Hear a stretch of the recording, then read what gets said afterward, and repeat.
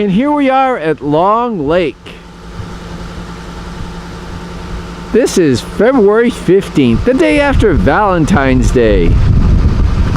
And we're here to do some smelt fishing. As you can see, the ice is getting fairly thick. And there are quite a few vehicles as well as cabins in the area. Today we're going to be fishing with Paul Bernier at his cabin. He's going to show us the ins and outs of fishing for smelts. Paul is an accomplished smelt fisherman. Even though this is 7:30 in the morning, we started fishing at 4 o'clock. Paul had actually been out here since 3. Fish seems to have a tendency to bite better in the evening or early morning hours. So we're going to be enjoying smelt fishing with Paul Bernier. Good morning, Paul!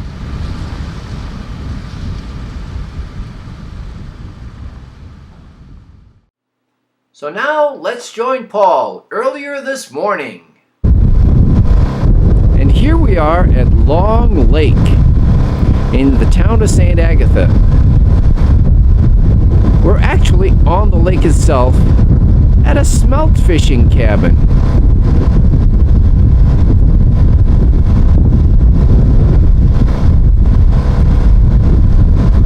Paul Bernier and Gary Picard have put up a cabin on Long Lake to fish for smelts.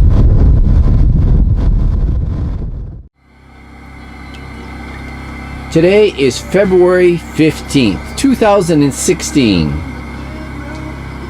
And if you look around this area, you can see people are doing a great wintertime activity called smelt fishing.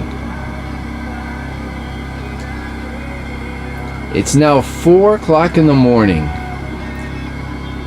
The temperature outside is -10. No wind, very comfortable. But inside this building, this ice fishing cabin, it's about 82 degrees. Very comfortable. And here with me today is Paul Bernier. Paul Bernier. Now you're from where, Paul? Frenchville. You're from Frenchville. So here we are on Long Lake, I think in St. Agatha? Yeah, St. Agatha, Long Lake. So every day, or I mean, you come out, this is traveling for you. It's 4 o'clock in the morning, so I'm assuming you have to leave fairly early. Yeah, I usually leave when the biting is probably the best because I got to go home, shower, and go to work.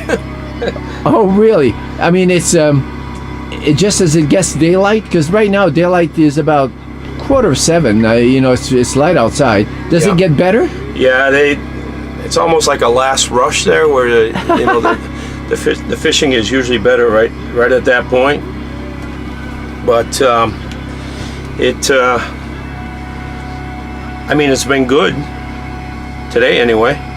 Well, today I noticed you've got a lot of smelt. Well, it looks like a lot of smelt. It looks like a lot of smelt to me. Yeah, there's about 2.5 dozen in there. 2.5 dozen of smelt. And you've been here how long? Oh, I started around 3:30. 3:30. Yeah. So you leave a nice warm bed, get into -10 temperatures, and just to catch these. Yeah, so this is a smelt. That's a smelt. That's a nice little bait right here. And you use these for bait. Yeah. So you keep them, you just put them in the bucket and keep them alive. Yeah. Oh, there's another one. Well, this is fast action this morning. Yeah, it's been good. Yeah.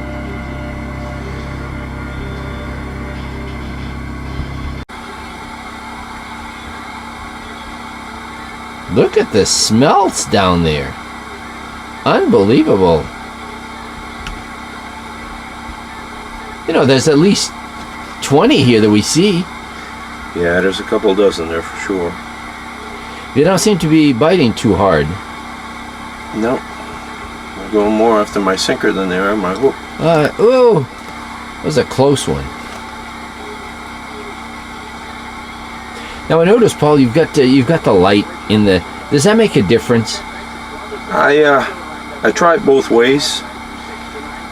I have a big light that I run off the generator, but that's too bright. Too bright? I feel it scares them. Okay. This one here, it gives me heat at the same time, just enough light where you can fish without having too much light on. Now this is just a regular Coleman lantern. Yeah. This is night bait. Nice bait. Wow.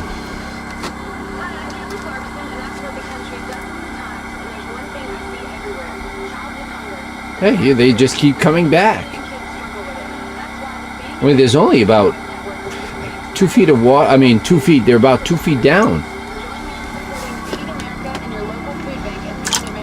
Oh, well, quick release works every time. Yeah, he went down with the bait too.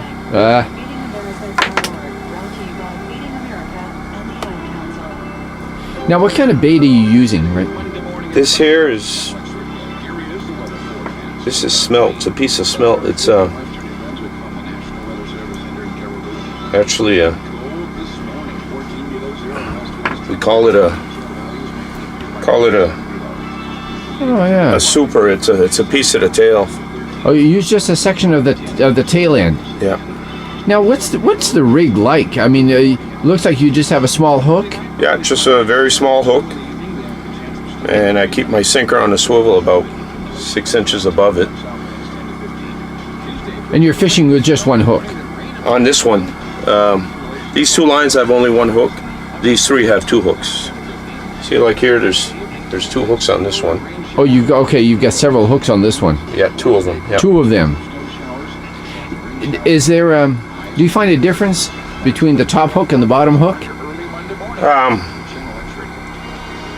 I usually catch more on the bottom hook. Yeah. Yeah. This one here, I've got a little jig on the bottom. So you've got a regular, just a small Swedish pimple type of jig. Yeah. Yeah. Those work well. They work well. Yeah. And this one too, this is basically the same deal, but it's a different colored jig. Oh, a different colored jig. Yeah. And do you notice a difference between just a straight hook with bait or the jig itself? The jig gets more action, actually. The jig gets more action. This one here, the white one with the yellow stripe, it works well. Now, I can't help but notice the sticks that you have on your line. Now, tell me about these sticks. I mean, I've always used them. If you're not hand tending the lines like I'm doing right now, and you're just sitting and watching, well, it's an indicator you get action. But I know a lot of people who fish without the sticks. I mean, they got good eyes and good hands, now I notice you've got. You've got 5. Looks like 5 lines in here. Yeah. Is there a maximum, or does it depend on the size of the cabin? No, that's the maximum. 5 lines. It's just like flag fishing. Like flag fishing. Yeah. The only difference with these, you can have up to 3 hooks per line. So. Okay, so you could have 5 lines and 3 hooks on each line. Yeah, you could actually have 15 baits. 15 baits out there. Yeah. Now, the sticks themselves, do you use them just? I mean, you're holding on to the edge of the stick. Is it for a handle, or is it some kind of indicator? No, it's just an indicator. It's an indicator. Yeah. So what happens when a fish hits the line? What happens to the stick? It just it moves like that there. And it starts to move. That way you know you've got a fish on. Yep. Or a fish is biting anyway. Yeah. So we got one going after the super, but it's hard to fish with that piece of tail because most of the time they're just hanging on the meat, and you got to be careful pulling them out. So they're just holding on to it. They're Yeah. holding on to the bait itself. Yeah, more times than not, with that piece of tail, they're not on the hook at all. They're just holding on to the meat. So They're holding on to it. Yeah. So yeah, you really have to be careful when you lift up your line. yeah, you just like that. I like that one. Now, what do you use these for? The smelts, that is. This year, the way, I don't know if you brought me good luck or what, but this is my first good morning all winter. We've been keeping them for live bait. Oh, you keep them alive for live bait? Yep. Yeah, we go fishing every weekend, and we're like 5 or 6 that typically go together, so you need quite a bit of bait. You need quite a bit of bait. Yeah. Are they hard to keep alive? Are they hard to keep alive? No, not really. Oh, there's another one. Yeah, that's the super. See, it's not even on. It's not even. It's just hanging on to the piece of smelt, actually.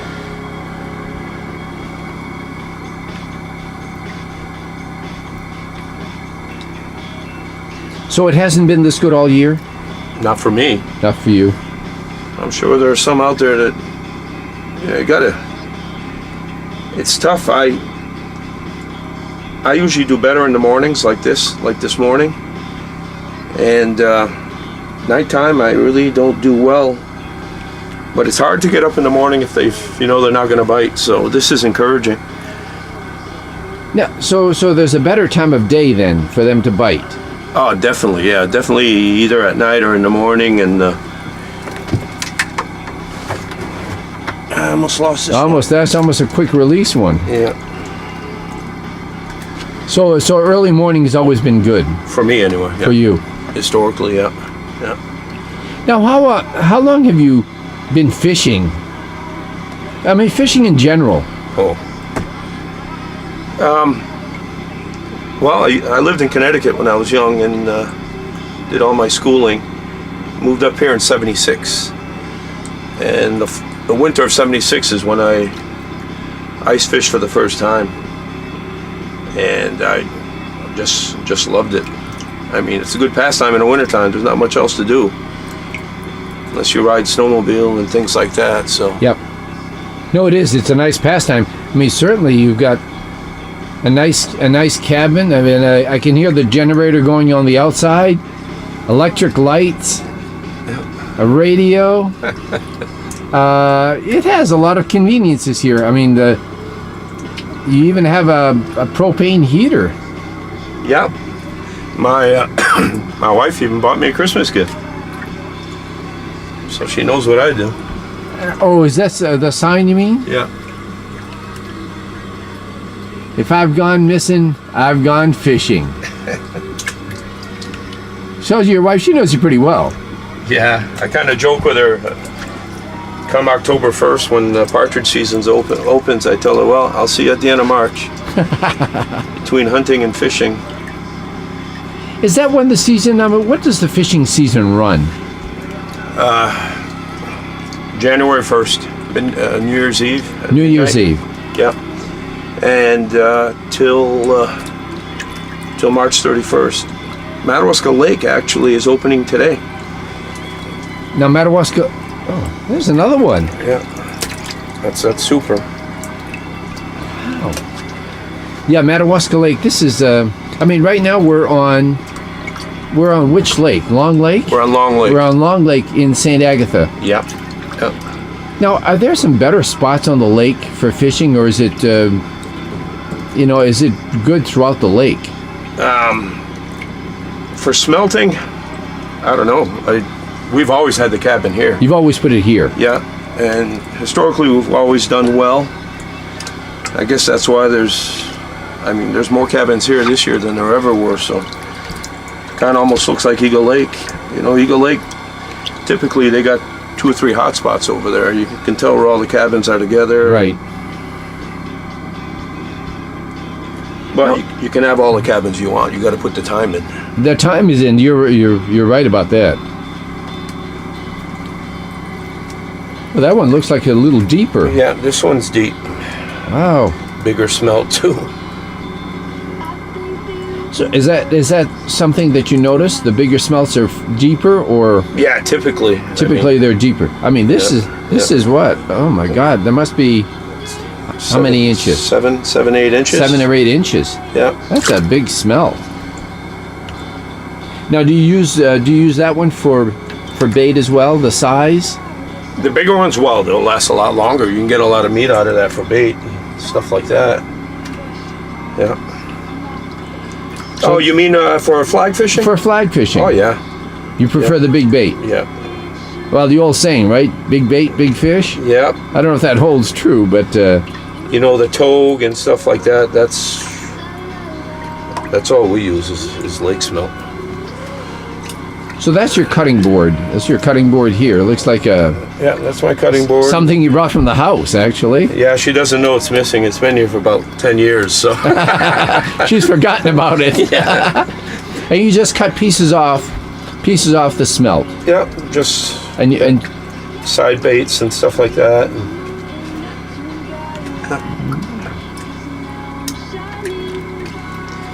oh, this is.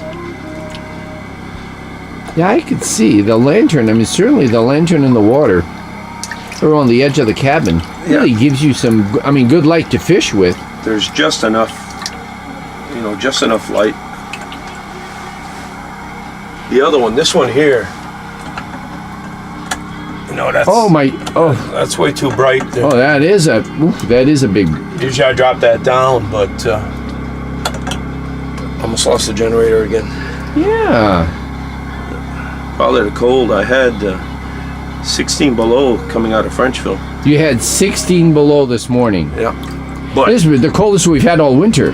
yeah, I mean, a 16 below with no wind is a lot better than what we had yesterday. Yeah, yesterday. Yeah, there was looked like about a 15 mile an hour steady, and it was raw yesterday. Although it really didn't get above zero. I didn't drive around yesterday, but I would imagine there weren't too many people setting flags On the lake. on the lake.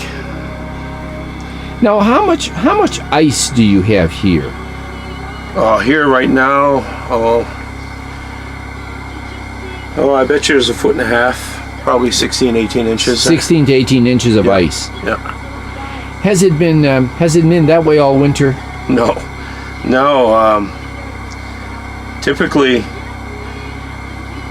Typically we can put it on at New Year's, but we only put on the weekend after, and we were playing anywhere from 4 to 6 inches of ice. Ooh, that was on January 1st. No, mine came on the 5th. On the 5th. January 1st. Not safe. It just wasn't safe. Not safe at all. Yeah. Now, here you've got how much water do you have? Here there's 46 feet. 46 feet. Yeah. Do the smelts typically travel closer to the surface, down below, somewheres in the middle? I mean, there's a lot of depth here. Really, they're all over the place. They're all over. Typically, what I've seen on the morning run, like this morning, smelt usually stay, higher up. Higher up, closer to the surface. Nighttime, they're deeper. Sometimes it's a big job finding them. You got 5 lines, and you got to set them at different depths until you start getting some bites, and then you can adjust.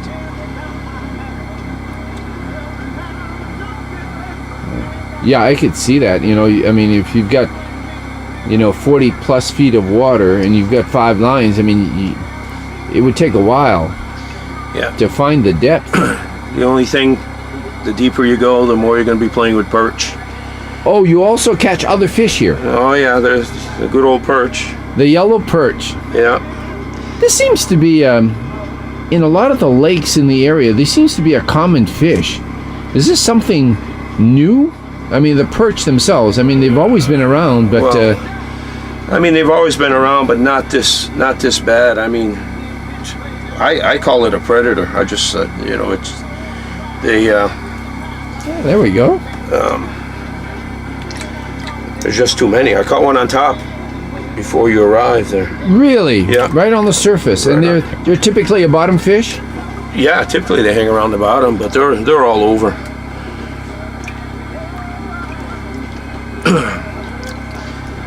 So the smelts are actually feeding. They're not trying to scare the bait away. They're actually feeding on the pieces of smelt. Yeah, they're feeding. Yeah. So you're really disturbing their breakfast. Look at this. You know, you seem to be getting them on one line. Is there a reason for that? Is it the bait or the lure, or? It's these two lines. I've got my hands on them all the time, so, they're always moving, you know. And so it makes a difference if you're moving your line. Yeah. Oh, yeah. A good friend of yours, Richard Bouchard, when he's got good feeling in his fingers and hands, and he'll grab all 5 lines there and move them all, and if he gets a bite on one of them, he'll be able to distinguish me. Really? He's got the 5 lines in his hands, and me, if I get a bite there, they're all coming up. So I just can't do that. It's called coordination. So. It sounds like it, and you get 5 lines if they're biting fairly hard, because I'm assuming you get more than one smelt at one time biting. Oh, yeah. Occasionally. I've seen times where a couple lines are sitting on the floor. You know, you can't. You give up. You can't manage them. Yeah. I mean, lines in the water with no bait on them isn't going to work. So.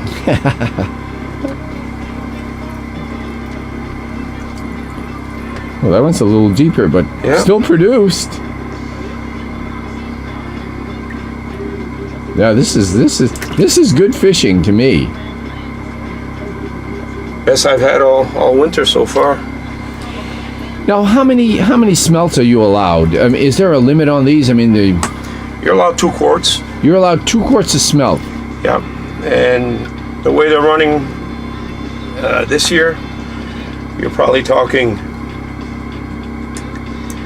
I don't know, maybe 3.5, 4 dozen a quart, something like that. 3.5. So it would take you 3.5 dozen or 4 dozen of smelt to equal 1 quart. Yeah.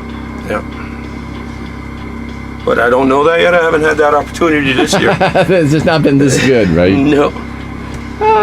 But it looks like this morning you may have an opportunity. You might have a chance at this. Well, I'll get 1 quart for sure. Yes. Are they hard to keep alive? I mean, you're keeping them for bait, so I'm assuming you've got to keep them alive somehow. Yeah, you have to. You need a decent pump, and the big thing with keeping your bait alive is keeping your water clean. Change your water often. Yeah, recycle your water. Depending on how much you have. I mean, and there's only so much that you can keep. So. Now, do you have a special tank or something, or bucket, or?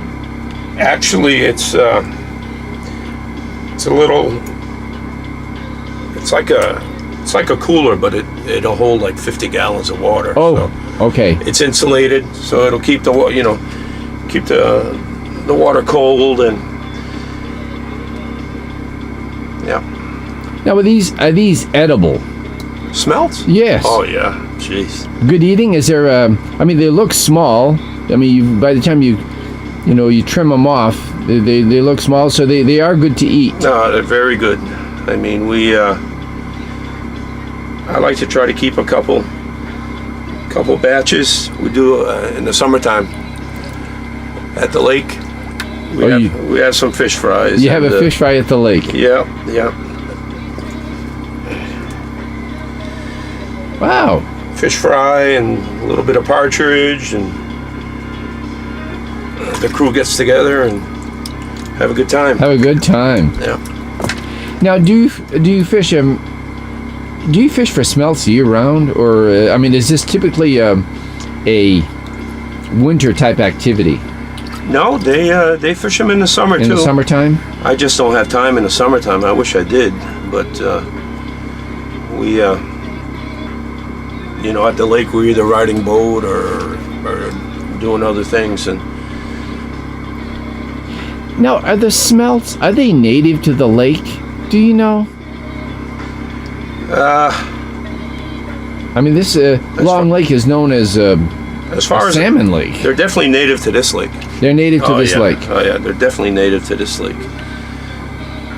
So they must provide good feed then for the salmon. Yeah, exactly. As a matter of fact, they used to have spring dipping. Oh, they do. You by dipping you mean? In the spring of the year, where the smelt go up the brooks to spawn. Oh, okay. They're spring spawners. Yeah, and they allow dipping in one brook, but they closed that. And the reason being is IFNW, the biologists, seem to think that the smelt population is going down and it's hurting the growth of the salmon. So I think it's going to help. I think it's a good thing, because people keep asking for increasing the stocking of salmon and things like that, and even our fishing derby has offered to put up some money, but they don't want to stock any fish if there's not enough feed. They're just not going to grow. Yes. Yeah, I'm sure there's a real relationship between the amount of salmon and the bait itself. I mean, exactly. the more food you have, the more you're going to have as far as fish. Yeah. One thing though, I mean, we just had our derby a few weeks back, and the salmon that we saw are very healthy this year. First time in the last 2-3 years that we've seen healthy fish. The famous football size stuff, and not big but very healthy. Very healthy looking fish. Yeah, yeah. And you can tell by the size of the fish. Oh yeah, yeah. You can tell. So the derby was a success. Oh yeah, huge. We, as a matter of fact, we're going to have our wrap-up meeting here in a week. In a week or so, I'm waiting for a couple more bills, and then that's where we'll determine how much we give to the cancer fund. And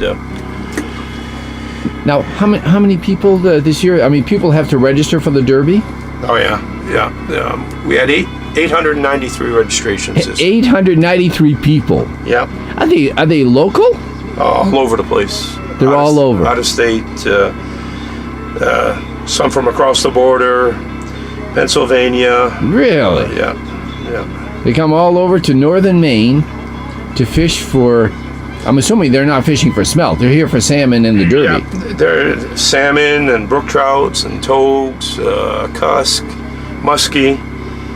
I mean, it's not only Long Lake. There's 9 water bodies that you can fish in the derby. So during the derby, you've got 9 lakes that people can fish in. Yeah. Yeah. Oh, this is. Now I noticed, they slow down. Is there a time of the day that they do slow down the smelts as far as biting?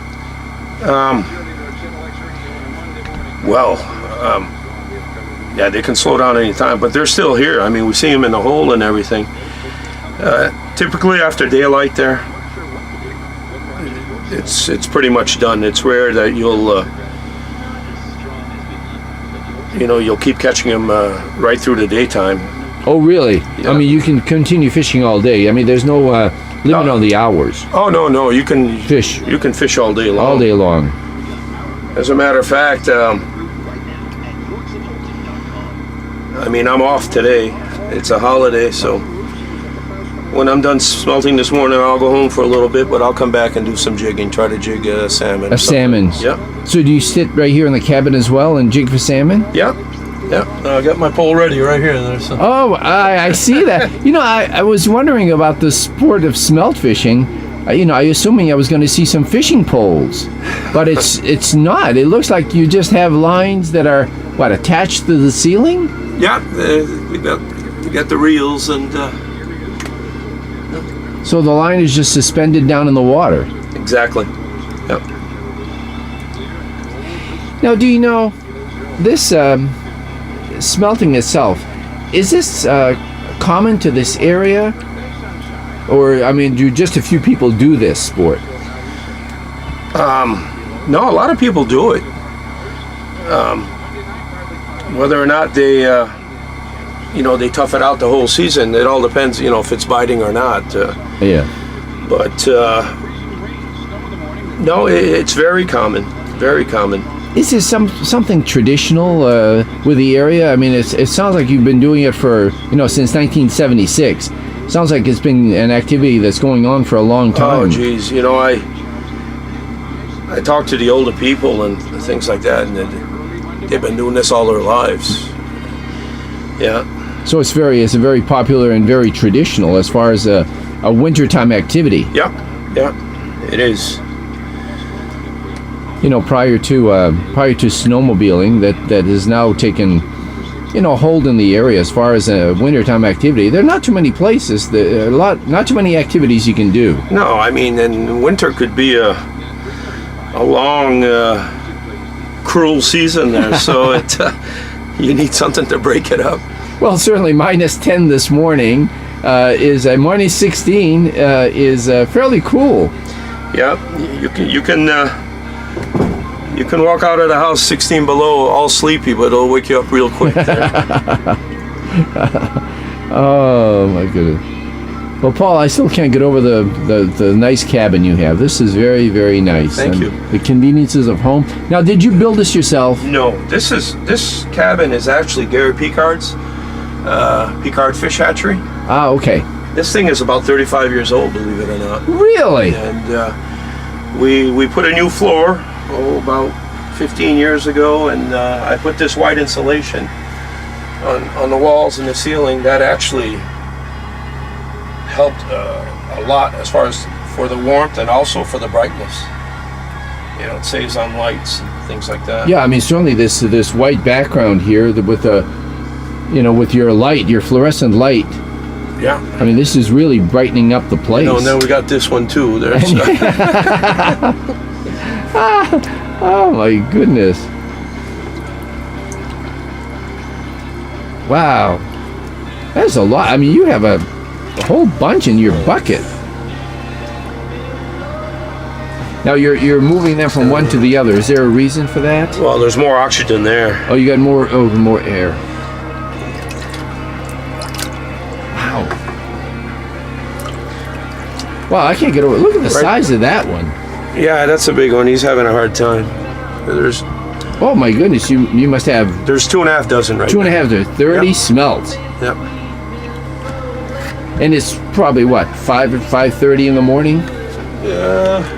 Oh, It's 4:45. 4:45. 4:45 in the morning. Now, do you come out every morning? I will be if it keeps budding like this.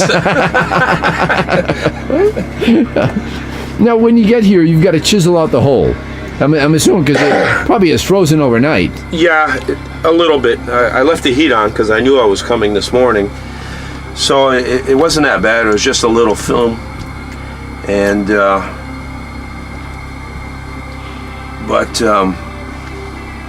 typically if I fish every day, every morning, there's just a little film Of ice. Of ice, yeah. So it's easy to manage. I mean, this cabin looks like it's at least 6 feet, more than 6 feet wide. Probably looks like 7 or 8 feet. Yeah, it's I believe it's an 8x7 or 8x7. This is. Now, how do you get the cabin on the lake? This looks pretty heavy in a way, though. Oh, it is a heavy cabin. It's a heavy cabin. Yeah, we have a sleigh, that has the runners and everything, and we put it on there, and I screw it to the sleigh, and we either pull it off with if we can get here with the pickup, pull it off with the pickup. If not, with the snowmobile. This year when we put it on, we actually pushed it out here. You pushed it out. You put it on the sled and pushed it out. Yeah, it was all ice, and of course we knew the ice wasn't very thick. So instead of taking a chance with a snowmobile, we pushed it out. Yeah. Is there a safe level of ice? You say there's a 16 to 18 inches of ice right now. I'm assuming this is fairly safe, even to walk on, probably even to drive on. Yeah, right now it's safe. 4 to 6 inches of good black ice, I wouldn't have a problem with a sled. With a snowmobile. With a snowmobile. But personally, if I go on with a vehicle, Usually make sure there's 8 to 10 inches. 8 to 10 inches of ice before you put a vehicle on the ice. Yeah. So 16, you know, if there's 16 inches of ice, I mean, this is fairly safe to drive on. Yeah, and like the road that you came on this morning, that's always plowed, so that freezes harder than, Yeah. you know, where it's under snow and things. I bet you that road is 2 feet thick. Yep. That's Now, who maintains the road? I mean, this is interesting, driving on the lake, and there, you know, there's a plowed road. That's I keep it open because I come. You know? Okay, yeah, there's a self-interest here. Yeah, but a friend of mine, Lloyd Parody, he's also set up next to us here, so he plows too. So between the both of us, we take care of it. Now, are there other cabins? I mean, this is a nice cabin. Are there others in the area? Oh, right here in this little village is 13 or 14 cabins. 13 or 14 cabins. Yep, yeah. Now, are they here just because your cabin is here, or is it just a good fishing spot? Well, I don't want to say they're here because my cabin's here, but typically we've done well on smelt. So okay, and you know, of course, word gets around. Word gets around. Yeah. Well, I can see it's one of those sports that you can't really hide yourself. I mean, your cabin's on the ice, and they typically see it. Well, no, yeah. If Paul Berniers pickups at his cabin every day, people are gonna know something's going on. So.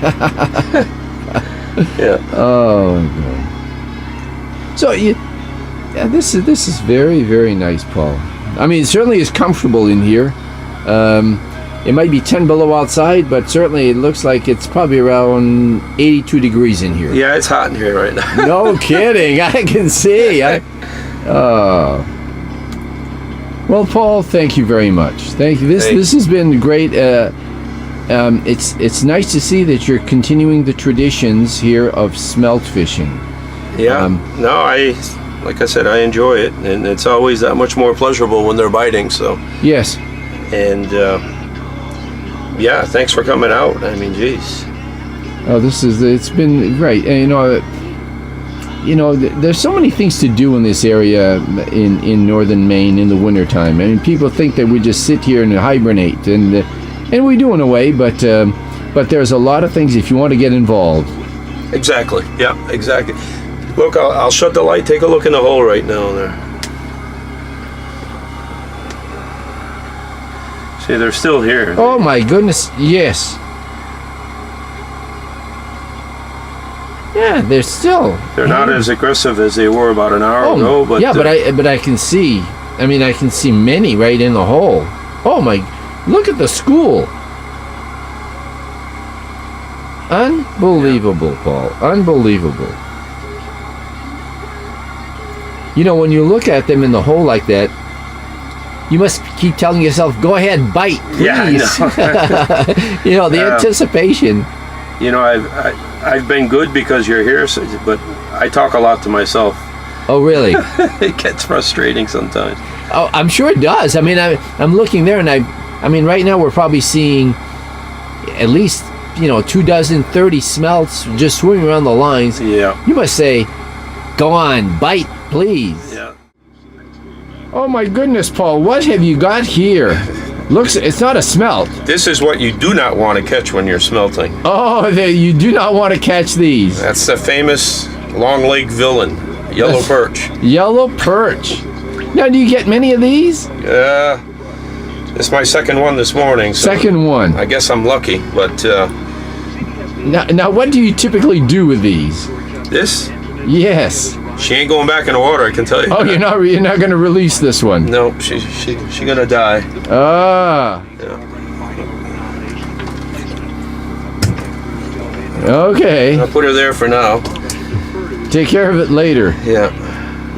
So they they swim amongst the smelts. Oh yeah, that's their feed. I mean. Oh, they feed on smelt. Yeah. So they're actually, they're actually taking food away from the salmon and the brook trout. So that's not a good thing. No, it's not. Yeah. So it's on the same rig, same bait that you've been using for smelt. Yep. Oh yeah. So are you hoping to get another one so you can get rid of them? We'd have to fish a very long time if we're going to get rid of all the perch in this lake.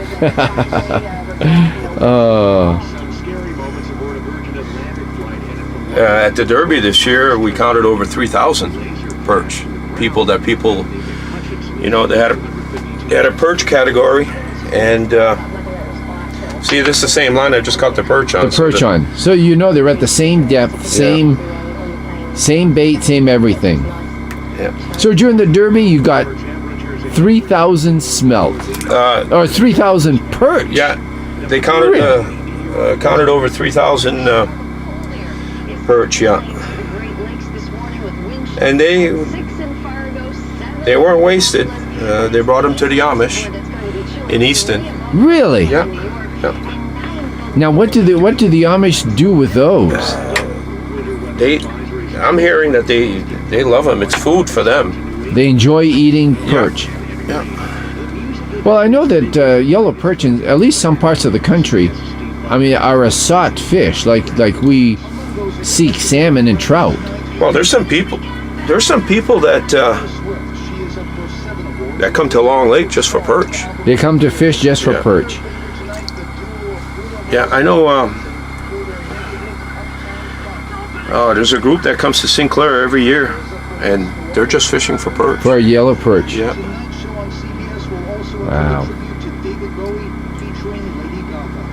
You know, what am I doing wrong? And they don't like the bait. Yeah.